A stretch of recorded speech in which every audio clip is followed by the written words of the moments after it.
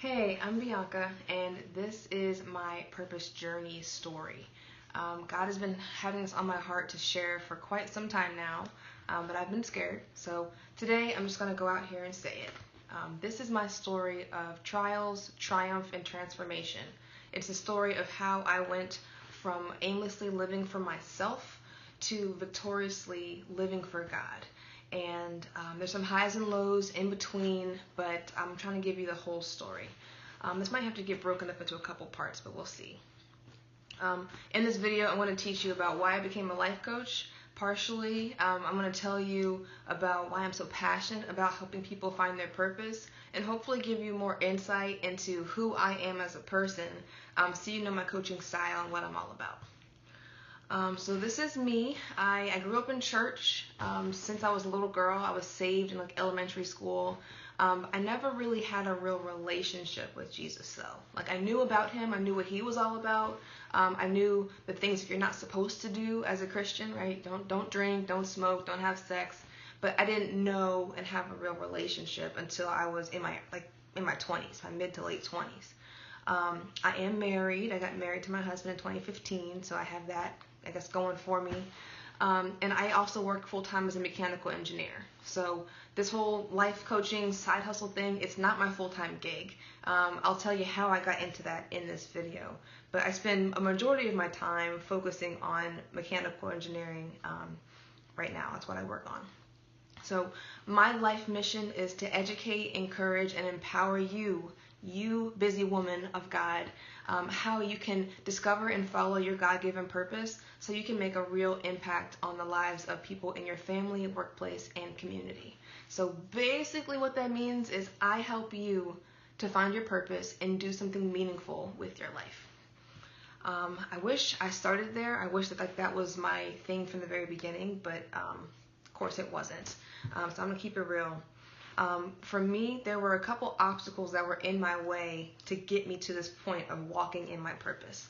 One was that I had a really big problem with women, even though now it doesn't make any sense, I guess, to be scared of women. But I just thought they were going to judge me and treat me kind of badly, I guess. So I stayed away from women. I didn't want to talk to them, didn't want to be in small group. I was not a fan. The other big thing was that I had a big pride problem. Really, really big pride problem. I thought that all of my grades in school came from me. I thought that it was my accolades and my intelligence, that it was my beauty that was making me the person that I was, not even acknowledging God at all. So I had a really big pride and self-righteousness problem in my life. The other thing is that the third thing that was holding me back was that I didn't really have a testimony. Nothing bad really happened in my life. Truth be told, I grew up in the suburbs. I had a great childhood. I had everything I ever wanted. Food on the table, clothes on my back. There weren't really any issues or problems. And for years I used to say that it was my parents' divorce that was the major points in my life that, that was what broke me. But truth be told, that was kind of their thing, not mine. I didn't have a real epiphany moment of something that happened directly to me that shifted my life until 2017. So more on that later. So my story really starts in 2016. I was working. I had just finished grad school in 2013, so I was out of school for about 3 years. So I was working, and what really mattered to me at that time in my life was advancing in my career. That's all I cared about. I was success-oriented, achievement-driven. I just wanted to make money, be successful, and have people tell me how great I was. Talk about the pride thing, right? That was my life. That was where I was at. Words of affirmation is one of my top love languages, if you follow Gary Chapman. So having people tell me that I was doing a good thing was really important. I had everything I ever wanted, honestly, at that age. I was 25 at the time. So I had a good job, I was married, I had money, I had a car that I bought on my own. I didn't have to have my parents buy it for me. I was financially independent. I was straight for life. And I got to that age and I said, there's got to be something more to life than just this. There's something I'm missing. Because I have all these things, but I just don't feel fulfilled. So the way I like to describe it is I was successful but not satisfied. And that really shook me for a little bit. I didn't know what to do about it until my friend Desiree actually had an invitation for me. So she invited me over to this thing called it's like a Pancake Saturday. And I actually have a blog about it, so I won't go into all the details here, but I'll link to the blog below. And seeing that that Pancake Saturday shifted my entire perspective to say that you can live a purposeful life. It is possible, but maybe I just don't have the tools. Maybe I'm just looking in the wrong places. So I started to write down what my personal definition of success was. What did I care about? What was important to me? And what kind of skill set did I have? Come to find out, I was scrolling through Instagram one day and I found this image. It's an image of 4 circles that overlap each other, and you've probably seen it because it's all over my branding. In that image, it talked about purpose and how the intersection of your passion, mission, profession, and vocation really make up your purpose.